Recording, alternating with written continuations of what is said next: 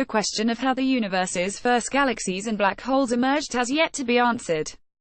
By accessing data from state-of-the-art facilities, the Cosmic_Dawn team was able to detect previously inaccessible quasars and characterize their physical properties. Copyright Fabian Walter. It all started from some of the most fundamental questions ever raised in cosmology. How did the first luminous sources form and reionize the universe? After 5 years of efforts and thanks to very thorough surveys of our sky, the COSMICDAWN, the emergence of black holes and galaxies in the universe project has taken an important step towards answering this question, and thereby towards understanding the transition from the cosmic dark ages to their universe as we know it. The identification of more than 50 of the most distant quasars known to date, along with great progress in characterizing the physical properties of early galaxies, make this project incredibly valuable to the scientific community. Why is it important to better understand quasars and galaxies at the earliest epochs? Dr. Fabian Walter. By finding and studying quasars in the very early universe, we can obtain important information on the formation of the earliest supermassive black holes and their host galaxies. We now detect quasars at an age when the universe was only 750 million years old, that is, only about 1/120th of its current age. Still, we find supermassive black holes with masses exceeding 1 billion solar masses. These masses rival those of the more massive black holes found in the local universe. This puts challenging constraints on the rapid formation of supermassive black holes, as there is little time to form such structures. Likewise, accreting supermassive black holes reside in gas reservoirs that show significant chemical enrichment. This enrichment can only be explained by a previous generation of massive star formation. Again, this puts important constraints on star formation in the earliest massive galaxies in the universe.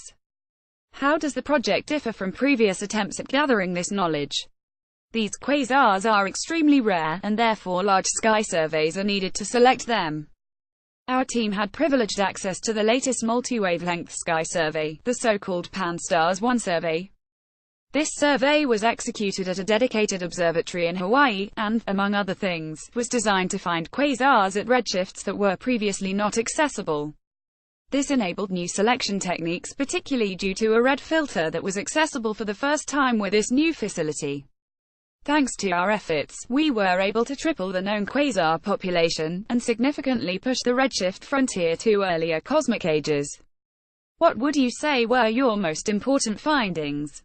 Finding the quasars is time-demanding and tedious, and establishing a large sample of HIAS quasars has been of importance for the community.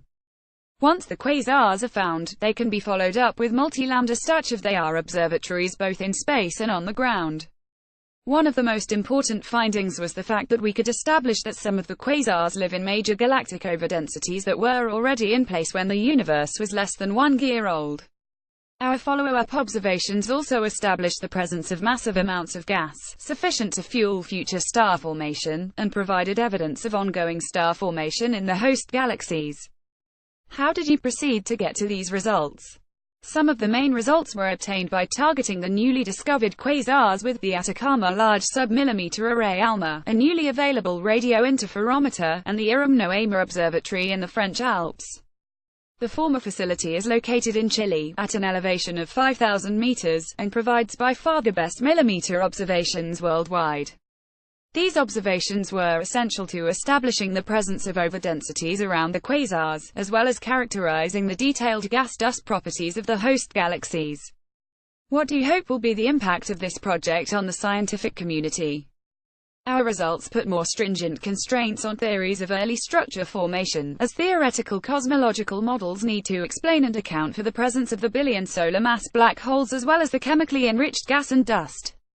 This observational project therefore is of clear relevance to both theoreticians and numerical simulations of the early universe. What are your follow-up plans after the project ends, if any?